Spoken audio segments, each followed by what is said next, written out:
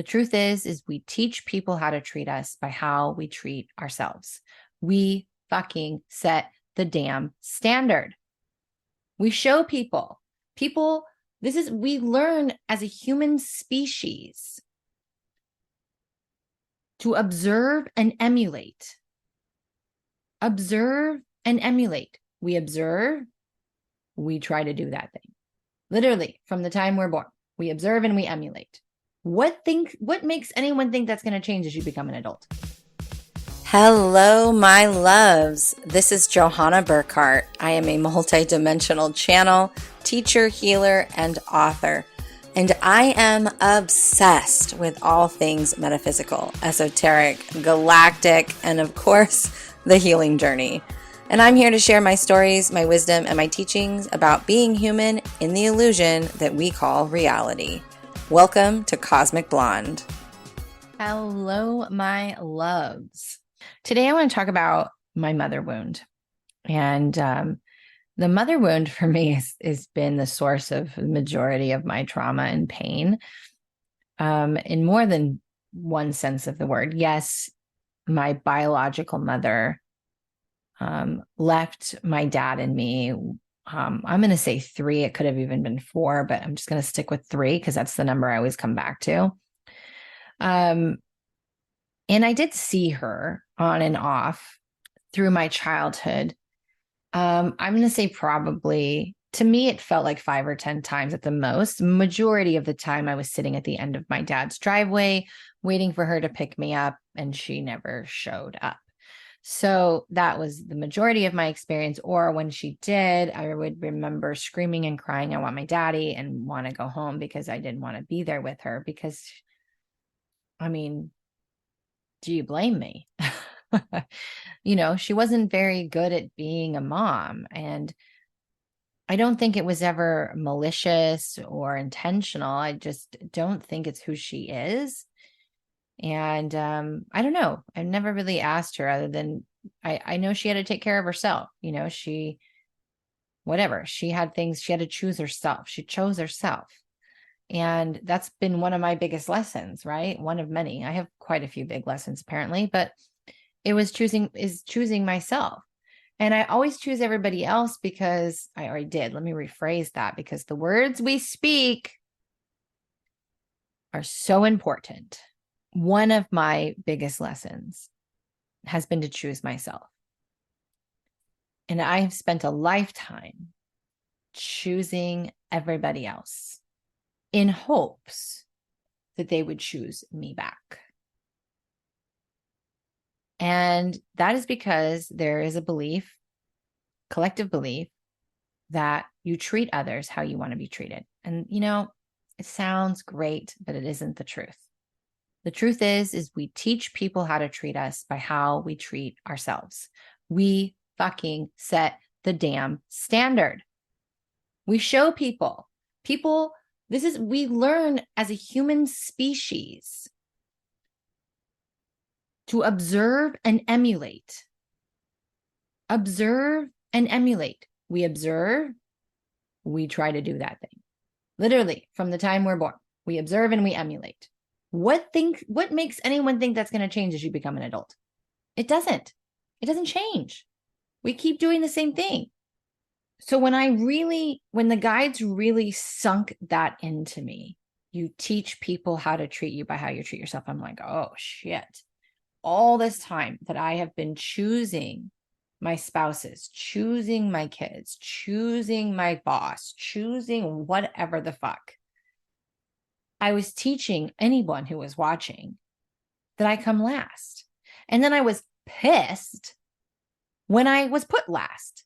But it's like, hello, you're putting yourself last. I thought that's what you do.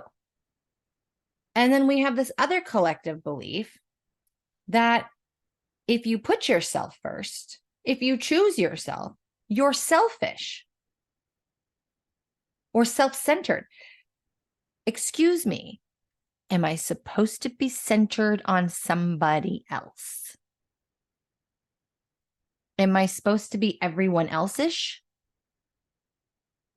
We are supposed to be selfish. We are supposed to be self-centered. That doesn't mean that we still can't be considerate.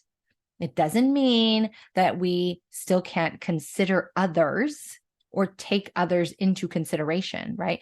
Because when you build trust with somebody, it's because you are taking their consideration on as if it was your own. You're considering both. It's beneficial. It's mutual. It's not you saying, I'm going to do what you need and be considerate to you and fuck me. Like, that's not how this works. But that's what I did for a very long time. But I did it because I had the wound of not being chosen. My mom didn't choose me. She bailed. Then later on, let's say 10-ish years old, my father met a woman who lived next door to his best friend at the time, who was married and who had a 1-year-old daughter. They had an affair. And next thing you know, she's moving in with me and my dad, and I have a little brother on the way. Little did I know that this woman would become my biggest abuser and create a different level of another mother wound, right? So I have my original mom wound from my very early programming, my root chakra programming, the first 7 years of my life, right? My mom bailed. Abandonment by the person who's supposed to be your loving, nurturing, safe space, right? So there's that wound. And then I got a stepmother. They never did get married, but still, we're just going to call her that, who was physically, mentally, and emotionally abusive to me. Gaslit me, blackmailed me, beat me, mentally fucked me, emotionally tortured me for almost 6 years. No, 6 years of my life. That's a whole nother layer of mother wound, right? But in that, I still wasn't chosen because my dad, who hung the moon and stars in my eyes and will still always and forever be the greatest hero of my life and the person that I love the most and miss the most because he is no longer with us in the physical anyway. He didn't choose me. He chose a bottle of Jim Beam. He chose to bury what he was watching, what he was seeing in Jim Beam. He chose to drink it away. He did not choose me. Even when I ran away, even when it was put in his face what was happening, he did not choose me. He didn't choose her either. He chose to live in fear and he chose denial. That's what was his coping mechanism. And I did a lot of healing around this because I was really angry for a very long time about that. But again, it was just bringing up what was seated in me, which was that I'm not chosen, right? That I've never been chosen, which is funny, right? Because my mom chose herself. My dad chose himself. My stepmom was definitely choosing herself. Everybody around me was choosing themselves. And I wasn't emulating that. I was choosing them too. I was choosing them because they were showing me that they come first, right? They're showing me that. But what I misinterpreted that, and it was mixed in with a whole bunch of other wounds. So to me, I learned that if I don't choose them, if I don't do what they need me to do, I won't receive love. Because when I chose me, when I tried to emulate that and chose me, I was punished. I was physically hurt. And so I learned really fast that, okay, everyone else chooses themselves and I have to choose them too, to keep myself safe, right? This is where we start to get into enmeshment and trauma bonds because we just get so convoluted in it, right? So I had my mom who chose me, my stepmom who was abusive. So my father didn't choose me. My mom didn't choose me. So I have a really big nobody's choosing me wound. And the whole time it's teaching me to choose myself. Choose yourself. Choose yourself. You don't need someone else to choose you. Choose yourself. Choose yourself. I wasn't doing that. But I'm kind of off track here a little bit about what I wanted to share. Apparently, this was more important because this is what is coming out of my mouth. And I had no plans on really talking about the abuse or any of that stuff. But as I mentioned, I was recently in Texas visiting some of my peoples. And they, like I said, they're living with their in-laws currently, or her in-laws, his parents. And they hadn't seen me since I was a teenager. And I was sitting on the floor playing with the twins, and his mom was down on the floor. And I don't know how we got on this subject of abuse, or whatever. And I don't even know if she knew I wrote a book, but I think I talked about my book, or I talked about something. Somehow, some way, the abuse came up. And I said something offhanded, forgetting that she didn't know about the abuse. Nobody knew about the abuse except those that were in my house and my grandma, who is another person who's no longer with us. But my aunts and uncles didn't know about the abuse. Most of my friends didn't know about the abuse. No one did. There was a school counselor that knew, and my grandma and the people abusing me. That was it. Because who's going to go around talking about that? Nobody. One, I didn't want to be a victim. I wanted to be normal. I wanted to have a normal life like all my friends had. I didn't want people to know that I had a horrible household. I didn't want that. I rarely let anybody come into my house. So I lived in a very delusional place. Like I created this whole facade of my life. And then when I got older and I wrote a book about it and I started talking about it and I started healing it, I think people were a little put off guard, Apparently we're just going to go all over the place in this episode. So I hope you follow me. But it's a journey, right? And so the story is going to take some journeys. It's going to take some turns. But I think people were a little put off guard because they're like, why are you talking about this now? Like, why didn't you tell anybody back then?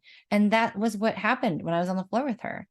She got really, really upset because she's like, I didn't know. And I lived behind you that whole time. I could have done something.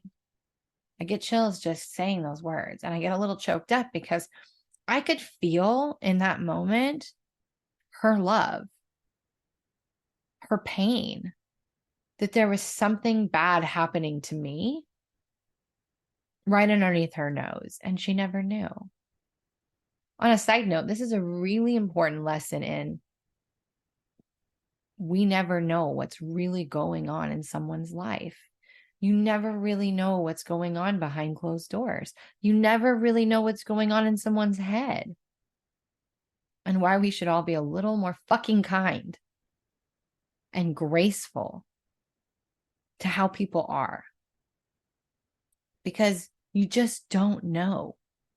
And for the few days after that, she talked about it a few more times because it was very hard for her. But something clicked that day. And I had an awareness that I never really had before. I've spent majority of my life with this mother wound from my biological mom leaving me, that I never had a mom, that I didn't have a mom, that I didn't have the mom like everyone else had. I didn't have the mom I could crawl in bed with and cry over a boy breaking up with me, or me breaking up with a boy who would rub my hair or stroke my hair and rub my back and hold me and take me to get ice cream. I didn't have those moments of nesting when I was pregnant with my mom and all of those things, right? I didn't have those moments. And I was judging the mom experience based upon, I don't know what I've seen from my friends, what I've seen on TV, this romanticized version of what I thought a relationship was supposed to look like with my mom, which to this day I still don't have. Like, her and I have a relationship and it's much better than it has been. But it's still never going to be a mother-daughter relationship. It just isn't. I don't know. I don't even know what to call our relationship. It's very I don't know. I can't even put words to it. But there's healing that's happening, and we just do our best we can, right? So anyway, in that moment though, I had this realization that, you know, she was a mom to me. This woman that I was talking about, who lived next door to me, she kind of was a mom to me in some sorts. Not as much as other women, but she kind of had everything. Like, I started to notice, I'm like, wait a minute. There was a woman that lived across the street named Cindy.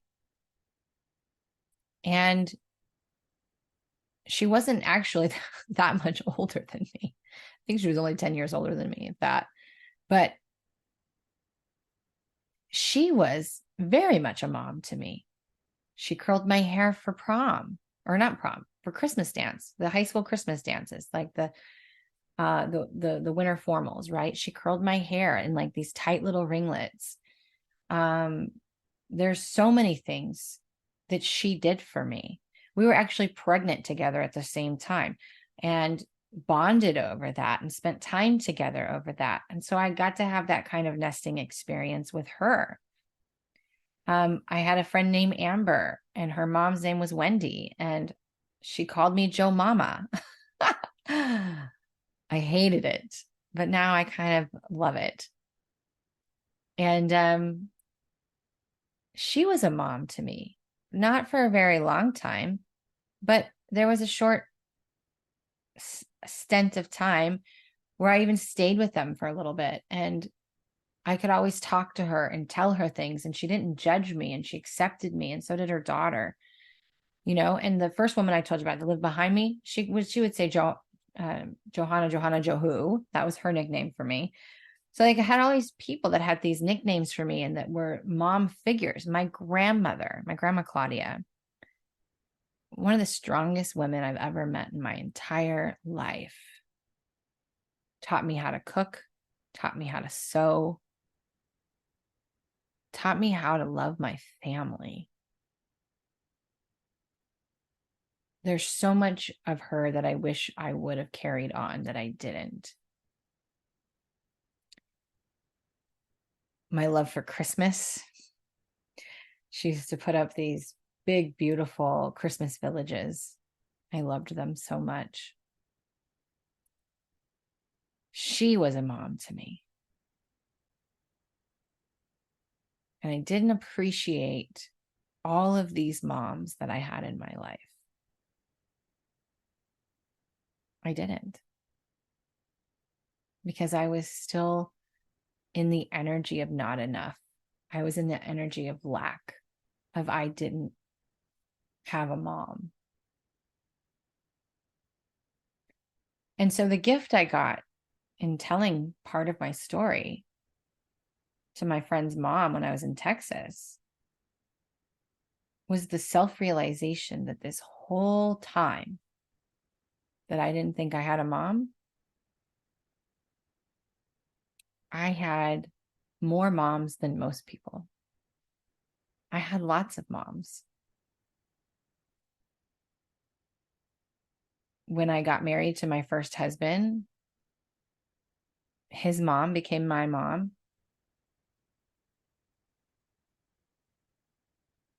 I just didn't see it. I just didn't see it. I didn't appreciate it. And it's a lesson in gratitude and presence. When we choose to be where we are, to really look at what's around us and what we actually have, we have a higher potential of seeing that we actually have everything that we're needing. It just doesn't look like we're expecting. Again, detachment, right? One of my major life themes. Detachment really has to do with expectations. And I had an expectation of what my relationship with my mother was supposed to look like, of what it meant to be mother, daughter. And I've had instead a variety of women who have shown me love and nurturing and care so many different ways, through so many different personalities, that it's actually made me a better person. It's made me learn how to be and love and adapt and be more versatile. It's made me really good with children. You can only ever meet someone to the depth of which you've met yourself. And meeting myself in this place has really shown me my capacity to love.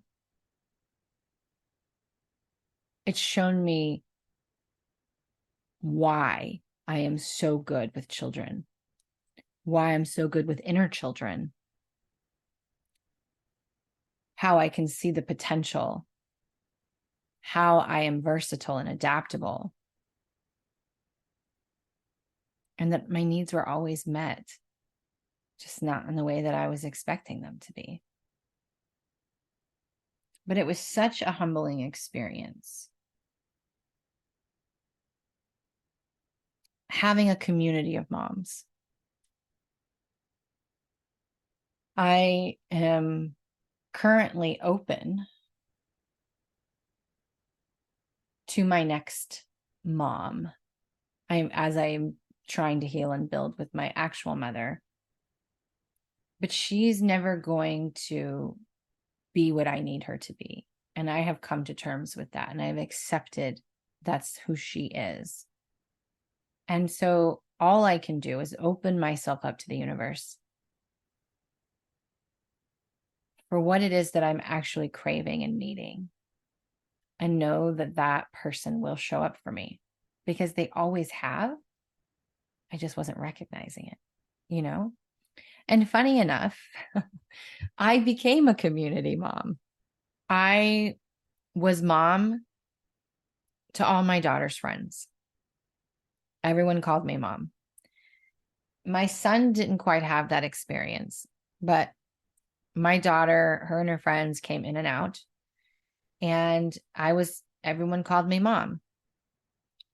And my dad was papa to the kids, like instead of grandpa, he was papa. And all of my friends called my dad papa. And he was kind of like the community dad. And so this whole time in my life as a child and young adult, I thought that I didn't have what I needed, when in reality, I actually had more than what I needed. It just looked differently. It just looked different.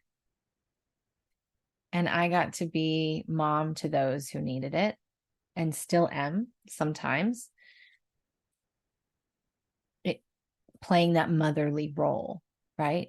Being that motherly person to the person who needs it.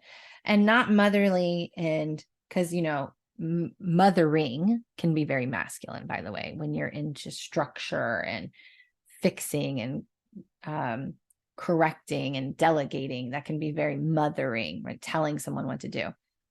But the mothering that I'm talking about is nurturing, is holding space, is being the one who's listening, being the one who's lovingly guiding, the one that's holding when they're crying, the one that's making the meal, that's kissing the boo-boo, that's stroking the hair, the nurturer. I have become really good at nurturing other people. And I also have become very good at nurturing myself. And I'm very proud of that. But that's not what this episode is about. My point is, we've heard that saying over and over again, right? You always have everything that you need. It literally comes down to expectations. What if you actually stop and look around? If you actually stop and look at your life, there's a good chance you have everything you need. It's just showing up in a way that you're not recognizing, because you have an expectation of how it's meant to look or how it's meant to feel. And it doesn't always pan out that way. So take the time to look around in your life and look at what you actually have. Look around at what you actually have and let go of the expectation of what it's supposed to look like, and instead go, what does it actually look like? Can I let go of what I think it's supposed to look like? And see what shifts for you. Because that small moment on the floor with those babies and his mom opened a whole new level of awareness for me. And it was fucking amazing. And I'll forever be grateful. And this is why feeling safe to talk about things, feeling safe to share our stories and experiences is so important. Hence why I'm here.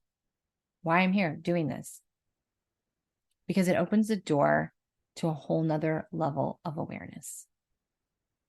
And it healed a level of my mother wound that I wasn't expecting to be healed. Because I was no longer in the awareness. I was no longer in the mindset that I was lacking something, because I had it the whole time. Anyway, I love you guys, and I'll see you next time. Hey, thanks for listening. This episode was brought to you by johannaburkhardt.com, where it's time to defy the limits of your mind and step into your multidimensional mastery. Don't forget to subscribe so that you never miss an episode. See you next time.